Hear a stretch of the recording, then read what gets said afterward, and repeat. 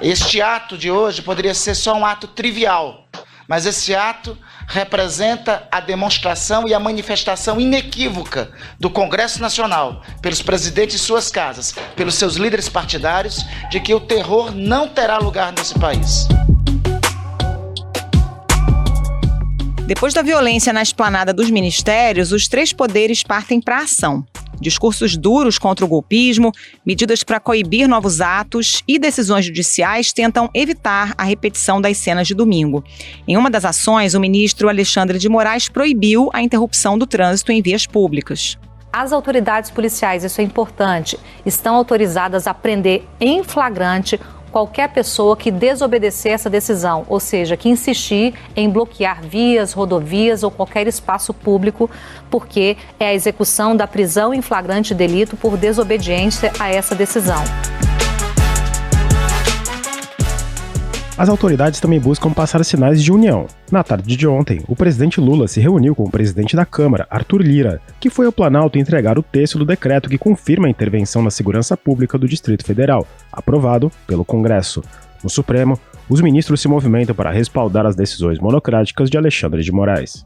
E como a gente viu, na segunda-feira tomou uma decisão individual e decidiu afastar por 90 dias, pelo menos, o governador do Distrito Federal, Ibanez Rocha. Outra decisão também que foi tomada pelo ministro Alexandre de Moraes foi a prisão do ex-secretário de Segurança Pública, Anderson Torres, e também do ex-comandante-geral da Polícia Militar, Fábio Augusto Vieira.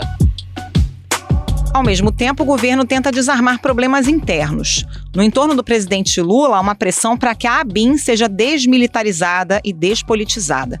No Planalto, ficou evidente o sentimento de desconfiança em relação a membros das forças de segurança, como no caso da demora para desmantelar os acampamentos golpistas. Por que o QG não foi desmontado no próprio domingo? Porque houve essa resistência. O Exército afirmou para as autoridades do governo Lula: nós não vamos prender, nós não vamos retirar. Veio a ordem do Alexandre de Moraes e aí, com um prazo, porque já se sabia no bastidor que não dava para ser executado imediatamente por conta desse impasse. Da resistência do Exército. E aí só na segunda-feira, depois das 9 horas da manhã, é que houve a retirada. As ações e preocupações diante da ameaça de novos atos golpistas são o tema do Ao Ponto de hoje. Eu, Felipe Barini e Carolina Moran recebemos a colunista Bela Megali e o repórter da sucursal de Brasília, Daniel Golino. O episódio dessa quinta-feira, 12 de janeiro, começa agora. Vem com a gente.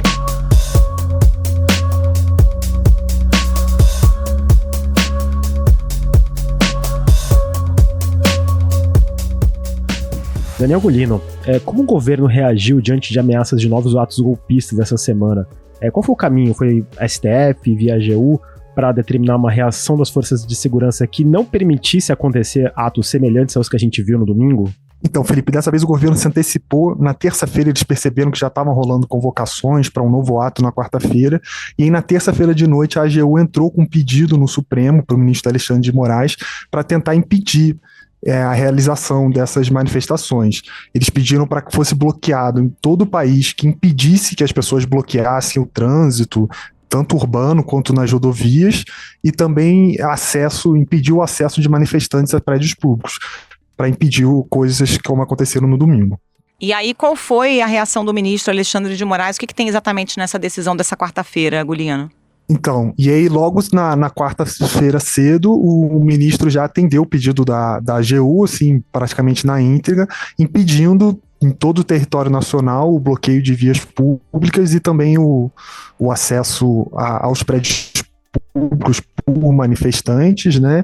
E outras coisas também que a AGU tinha pedido, como derrubada de alguns canais no Telegram que estavam divulgando essas manifestações, a imposição de multas para quem descumprir essas regras, os veículos que porventura tentem bloquear têm que ser identificados. Ele atendeu todos os pedidos da AGU. Tem até a previsão de prisão, né? Isso, exatamente. Quem descumprir pode ser preso em flagrante pela ordem do ministro Alexandre de Moraes.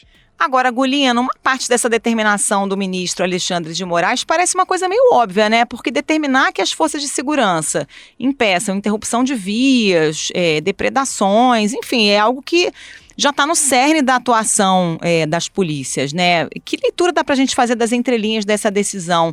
Há um receio de leniência, por exemplo, nos estados, e a intenção do pedido da AGU e da decisão do ministro é garantir que a reação aconteça à altura no país todo?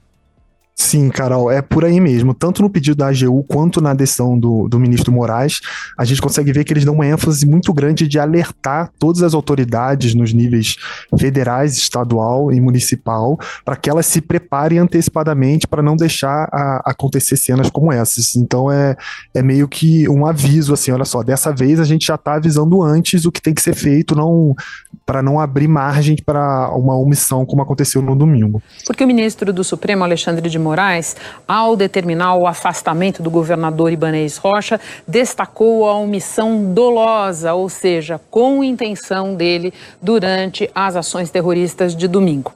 Daniel, a gente está gravando agora por volta das 3h30 da tarde, já tem maioria para legitimar a decisão do ministro Alexandre de Moraes sobre o afastamento do governador Ibanez Rocha do Distrito Federal. Além dessa decisão, como que o STF ele tem se mobilizado para respaldar essas decisões monocráticas do Alexandre de Moraes, ainda mais no momento em que ele é muito criticado por causa dessas decisões por setores próximos ao bolsonarismo? Essa é uma demonstração de unidade também por parte do Supremo Tribunal Federal? Com certeza, Felipe. Uma coisa que a gente já tem visto nos últimos anos, durante o governo Bolsonaro, todos esses embates e ataques que teve à corte, os ministros sempre tentaram passar essa imagem de unidade, principalmente nesses casos mais violentos, assim, por exemplo, o caso do deputado Daniel Silveira, que fez ataques. A ideia é sempre referendar as decisões do ministro, e geralmente por unanimidade ou quase maioria, né? Às vezes os indicados pelo ex-presidente Bolsonaro, o André Mendonça e o Nunes Marques, às vezes eles divergem. Mas o que a gente tem visto nos últimos anos é que a maior parte das decisões do ministro Alexandre tem sido confirmadas por ampla maioria quando envolve esses ataques à corte, quando eles encaram que existe algum tipo de ameaça. A tendência, Gulino, é que o plenário respalde outras decisões do ministro Alexandre de Moraes, além do afastamento do governador Ibanez? Então, Carol, na verdade, hoje eles também estão julgando a decisão que autorizou a prisão do ex-ministro e ex-secretário Anderson Torres. É um julgamento junto com a questão do Ibanez e também já tem maioria. E amanhã eles vão analisar a decisão de hoje do Alexandre de impedir o bloqueio de rodovias. Então, a tendência também é que essa decisão seja mantida, que eles mantenham a sua unidade. Daniel, Gulino, muito obrigado. Valeu, Gulino, obrigado, um abraço. Obrigado a vocês, pessoal.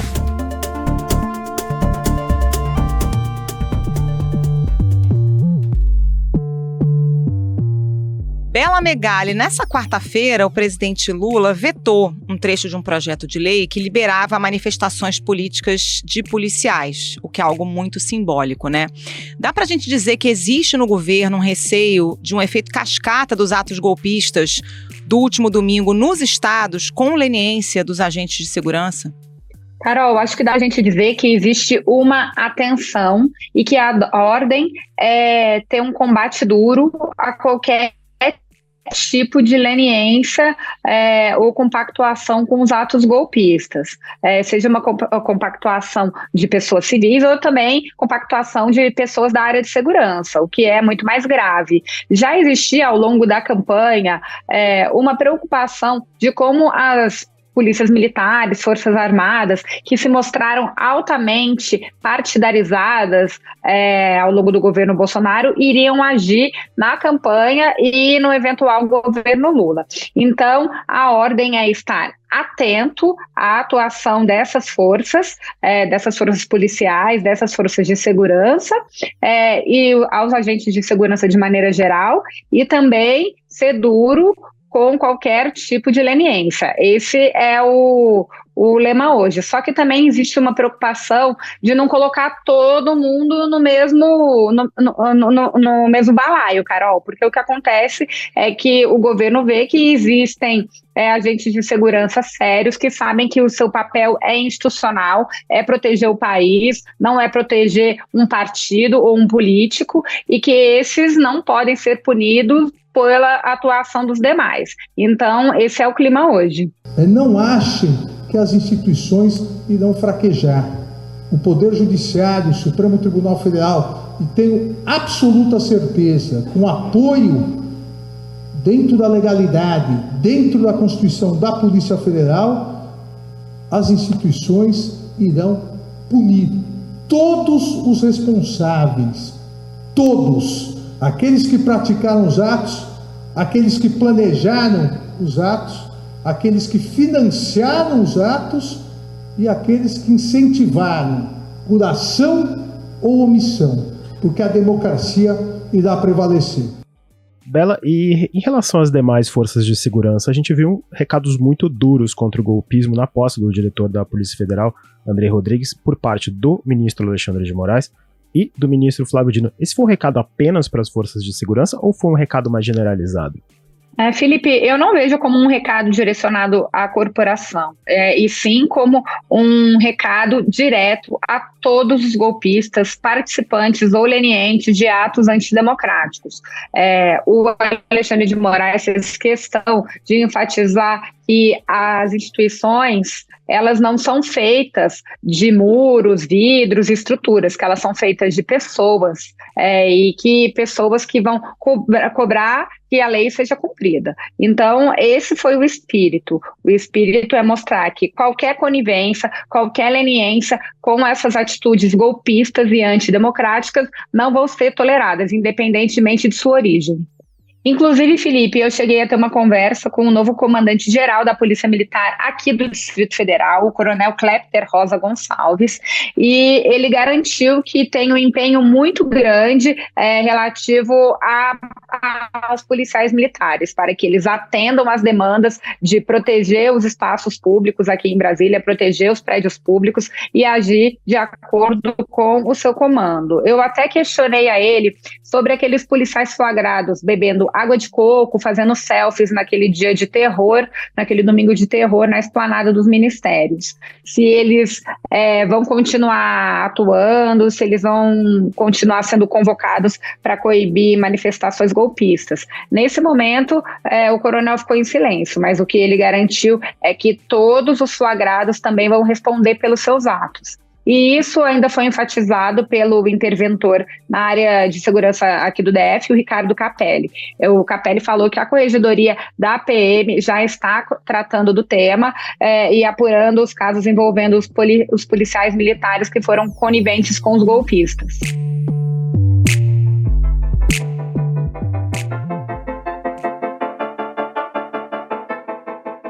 Ô Bela, esses atos golpistas do último domingo aumentaram a pressão no entorno do presidente Lula por uma desmilitarização do governo, sobretudo na área de inteligência? Muito, Carol. Já existia essa pressão, inclusive a desmilitarização. Na verdade, a Agência Brasileira de Inteligência, que é a ABIN, está hoje sob a tutela do GSI, que é o Gabinete de Segurança Institucional, antiga Casa Militar, que tem à frente o general G. Dias, inclusive um nome de muita confiança do Lula. Mas tem uma demanda já desde o período da transição de governo, de boa parte dos petistas e integrantes do núcleo duro do governo Lula, de que a ABIN, que é responsável pela inteligência de Estado, seja retirada da tutela militar e vá para um órgão civil, como a Casa Civil, que tem à frente Rui Costa. Então, os atos antidemocráticos abriram brecha para que esse pleito voltasse a ser levado ao Lula, para que se insistisse com o Lula que a ABIN seja um serviço de inteligência civil e não mais tutelado pelos militares. O argumento é que nos Estados Unidos e em democracias europeias, isso já acontece desta maneira. Então, vários ministros têm feito um movimento junto ao presidente para tentar convencê-lo a retirar a ABIN da tutela militar. Só que o Lula, ele ainda tem mantido silêncio, não tem mostrado para que caminho iria, porque o Gonçalves Dias, que é o chefe do GSI, né, a pasta a qual a ABIN está subordinada, mostra resistência a perder esse órgão aí do seu guarda-chuva, Carol. Bela, só lembrando, porque no governo Bolsonaro tinha até uma ABIN paralela, né, que abastecia o presidente com informações. Então, a ideia agora do núcleo próximo ao presidente Lula é despolitizar essa agência? A ideia do governo petista é despolitizar todas as forças de inteligência, forças de segurança, e mostrar que, na verdade, elas são forças de Estado, Felipe, elas não são forças de governo. Então, as pessoas que atuam nesse tipo de serviço não têm que ser devotos a político A ou a político B, a partido A ou partido B, mas são pessoas que estão a serviço do país. E hoje o presidente da República é Luiz Inácio Lula da Silva, por isso essas forças têm que atender ao chefe maior do país, que é o Lula. Esse é o tom e é dessa maneira que a despartidarização dessas forças vem sendo tratada pelo governo. E você diria que essa proposta conta com o apoio dos próprios agentes da ABIN e de outras áreas correlatas também à inteligência, como a Polícia Federal? Conta muito, Carol. Esse é um pleito bem antigo da ABIN, inclusive os próprios agentes estão empenhados em aproveitar esse momento para conseguir fazer essa mudança, porque, como eu falei, tem uma leitura de que nas maiores democracias do país o serviço de inteligência de Estado já é um serviço civil, então a ABIN também defende não estar tutelada pelos militares, e a Polícia Federal, que também sofreu muito com intervenções no governo Bolsonaro, defende que a ABIN saia desse guarda-chuva ali das Forças Armadas, né, desse guarda-chuva militar, digamos, e vá para outra pasta. Não necessariamente só a Casa Civil, também pode ser o próprio Ministério da Justiça, mas aí que aconteça esse movimento de migração, Carol. Ela ainda falando da ABIN, a agência fez alertas sobre a possibilidade de atos violentos no domingo, dias antes deles acontecerem. Depois disso, existe um incômodo com a atuação do GSI nesse episódio? Existe sim, Felipe, um incômodo de parte do governo que avalia que o GSI também não fez a sua parte. Não dá para colocar tudo na conta do governo do Distrito Federal, que também tem uma parcela de culpa importante de entes do governo federal, e entre essas pastas está o Gabinete de Segurança Institucional, porque é ele o responsável pela proteção, por exemplo, do prédio do Palácio do Planalto. Então tem uma avaliação que existiu muita demora, por exemplo, para o GSI convocar os batalhões do Exército para proteger ali o prédio do Palácio do Planalto. Essa é uma insatisfação que foi colocada para mim por diversos integrantes do governo. Todos nós estamos decepcionados, frustrados, para dizer com muita raiva do que aconteceu aqui. Esse gesto de vandalismo nunca deveria ter acontecido, e destruir o prédio da Suprema Corte, como destruí-lo, significa que nós não vamos dar trégua até descobrirmos quem foi o responsável que financiou tudo o que aconteceu nesse país. Como é que esses atos afetaram a relação do governo com as Forças Armadas? Em público, o presidente Lula chegou a se queixar da inação dos militares para desmontar os acampamentos golpistas nos quartéis, né? Essa foi a principal reclamação do presidente na conversa com os militares? Essa questão em relação aos acampamentos, Carol, existia uma divisão no governo e o Lula ouvia os dois lados. O ministro da Defesa, o Múcio, defendia que era necessário deixar os acampamentos irem se esvaziando pouco a pouco, que não era preciso entrar com uma medida dura para desmobilizá-los. Já o ministro da Justiça, Flávio Dino, os caracterizava esses acampamentos como incubadoras ali de terroristas, e enfatizava que era necessário desmobilizar esse tipo de acampamento.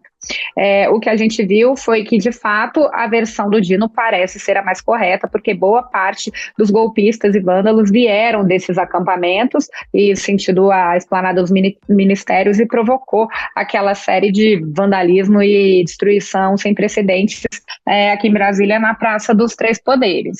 Mas a principal queixa do Lula na reunião que ele teve com os comandantes das três forças foi novamente a demora em agir para eles entrarem em campo e defender ali os prédios dos três poderes na esplanada dos ministérios.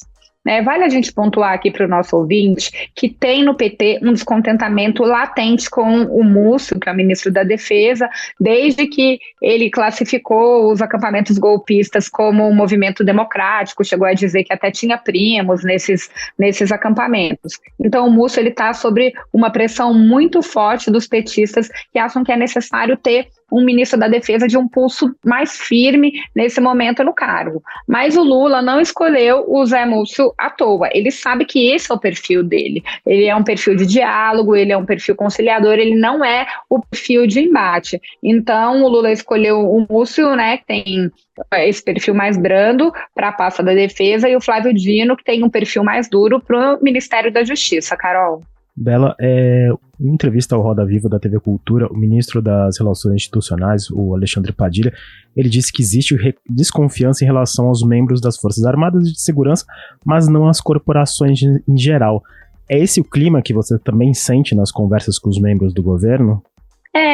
Existe uma preocupação em não entrar em conflito com essas forças, tanto as Forças Armadas quanto polícias militares, de não descredibilizar os quadros sérios e despartidarizados que atuam nessas forças, até porque o governo precisa delas para poder coibir esses atos golpistas e esse vandalismo que a gente viu, né, Felipe? Então, o que tem é um clima de atenção total, mas também com cuidado para não desprestigiar as pessoas que são sérias. Hoje, o interventor, o Capelli, ele inclusive fez uma série de gestos ao novo comandante da Polícia Militar, diz que confia nele, está confiante na atuação da PM, caso venha a acontecer de fato novos protestos em Brasília. Então, hoje o clima é de atenção total, mas também de não colocar todo mundo no balaio dos golpistas, porque existe gente séria nas Forças Armadas, existe gente séria também nas polícias militares, e esses quadros que têm que ser valorizados. O governo tem falado muito em ampliar as punições relativas a esses atos golpistas, né, Bela? Chegando aos financiadores e a quem incentivou por ação ou omissão. Qual é a expectativa dos investigadores em relação a isso? É de uma resposta rápida ou vai ser um processo longo, a exemplo do que a gente viu nos Estados Unidos na investigação do Capitólio? Carol, o desejo é que haja uma resposta rápida. Por exemplo, as prisões, como a gente já viu, são mais de 700 prisões até o momento, e os atos aconteceram no domingo, hoje é quarta-feira. Então, isso é uma resposta rápida. Mas em relação a individualizar a conduta de cada um nos crimes, a responder os inquéritos, a abrir inquéritos contra todas essas pessoas, aí, infelizmente, existe o tempo da justiça, que é diferente do tempo até que essas autoridades gostariam. Mas são muitas pessoas. Há uma avaliação, inclusive no Brasil, serão muito mais presos que aconteceu nos Estados Unidos após a invasão do Capitólio, que foram hoje, 2 anos depois, 950 presos. A estimativa dos policiais federais que estão envolvidos na investigação e com os quais eu conversei é que o número no Brasil será certamente superior. Em relação a tempo, para que todos sejam indiciados e também sejam julgados, também é um tempo maior. Eles avaliam que para que isso tudo se finalize, tantas pessoas envolvidas, até porque aqui no Brasil foram invasão de 3 prédios públicos, né? É muito mais gente envolvida, seria algo em torno ali de uns 5 anos, mas isso é uma previsão. E no curso desses inquéritos que haverá a investigação sobre os financiadores, sobre os instigadores, sobre os autores intelectuais, e haverá, como mencionei há pouco, eventualmente novos pedidos. Aí não mais de prisão em flagrante. A situação de flagrância se esgotou. E agora nós estamos tratando de outros 2 tipos de possíveis prisões. Bela, eu queria fazer uma pergunta também sobre o ex-presidente Jair Bolsonaro. Na noite de terça-feira, ele chegou a publicar um vídeo, depois apagado, tempo depois, questionando os resultados das eleições. Ele ainda é um foco de preocupação e uma eventual retomada de um discurso negacionista eleitoral pode impactar nos processos que correm contra ele no STF? A situação do Bolsonaro, Felipe, na justiça é muito delicada. Ele fez esse discurso de ódio, de tumulto, contestação das urnas nos 4 anos de seu governo, e agora o país está pagando esse alto preço que a gente viu e vê, né? Então, a inelegibilidade do Bolsonaro é algo dado como certo por membros do judiciário. Em relação à prisão, tem ali algumas divergências, inclusive divergências na própria seara política, porque tem gente que acredita que isso pode até fortalecer ali algum sentimento em torno do Bolsonaro e que não é hora de analisar esse tipo de medida.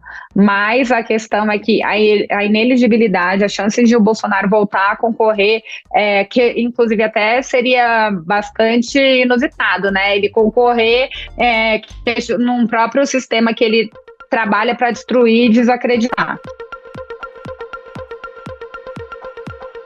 Ô Bela, só para a gente fechar, já que estamos falando do âmbito judicial, que avaliação você faz sobre essa decisão, sequência de decisões, né, do ministro Alexandre de Moraes, que começaram lá no domingo, afastamento do governador Ibanez, pedido de prisão do ex-ministro da Justiça, Anderson Torres, nessa quarta-feira, decisão também do Moraes proibindo interrupção de trânsito, determinando prisão em flagrante para quem bloquear vias, atendendo a um pedido da Advocacia Geral da União, e são decisões que vêm sendo respaldadas também pelo plenário, né? O plenário formou maioria para confirmar o afastamento temporário do governador Ibanez. É um recado de unidade, quer dizer, o executivo fazendo esse tipo de demanda com uma resposta rápida do judiciário e o plenário também agindo rapidamente para respaldar as decisões monocráticas de Alexandre de Moraes? Um recado de unidade que o momento requer, né, Carol? Porque a gente nunca viu um ataque tamanho assim a nossa democracia, então é um recado de unidade e de resposta também a esses golpistas que chegaram, enfim, ao cúmulo de invadir os prédios que representam os 3 poderes da República Brasileira.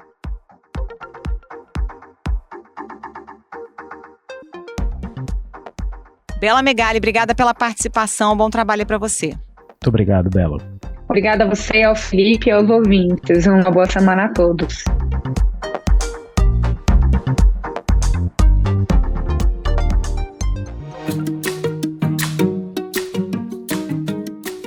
Esse foi o Ao Ponto de hoje, o podcast diário da redação do Globo. Nessa conversa a gente conta com a participação de toda a equipe do jornal, as mesmas pessoas que levam até você informação e análise de qualidade todos os dias.